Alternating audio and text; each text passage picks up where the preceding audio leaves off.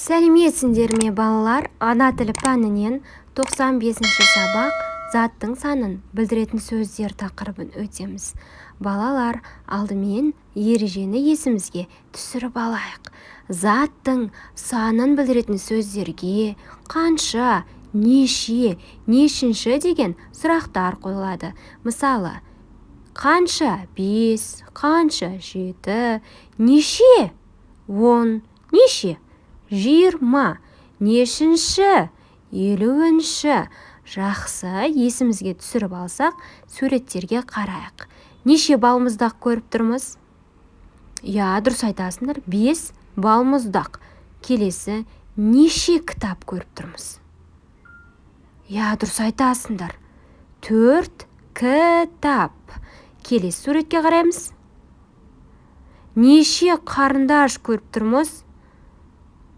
Дұрыс айтасыңдар, 5 қарындаш. Жақсы, жарайсыңдар. Олай болса, бірінші жаттығуға қарайық. Бірінші жаттығу. Өлеңді мәнерлеп оқы. Өлеңнің тақырыбы 3 бала. Бір ауылда 3 бала. Олар құрдас 3 жаста.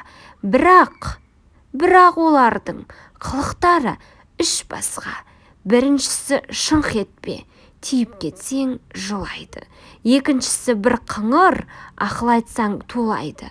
Үшіншісі елгезек, бәрімізге ұнайды. Өлеңнің авторы Нұрхан Жанаев. Оқушылар, өлең не туралы айтылған? Дұрыс айтасыңдар. Бір ауылдағы 3 бала туралы айтылған, Балалар, өлеңдегі балалар туралы өз ойларыңды айтыңдаршы. Дұрыс айтасыңдар.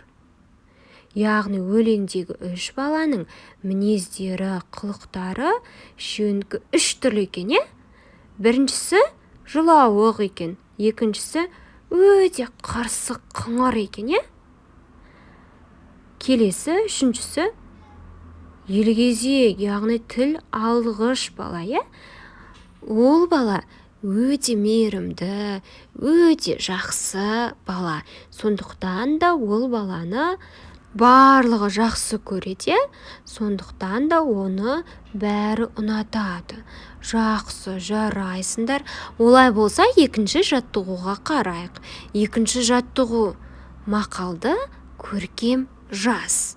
Бірінші байлық, денсаулық. Мақалды әдемі етіп, көркем етіп, дәптерімізге жазып аламыз. Жақсы, жарайсыңдар. Жазып болсақ, нешінші деген сұраққа жауап беретін сөзді анықтайық. Дұрыс айтасыңдар. Нешінші? Бірінші. Дұрыс. Жақсы. Келесі жаттығуға қарайық. Үшінші жаттығу.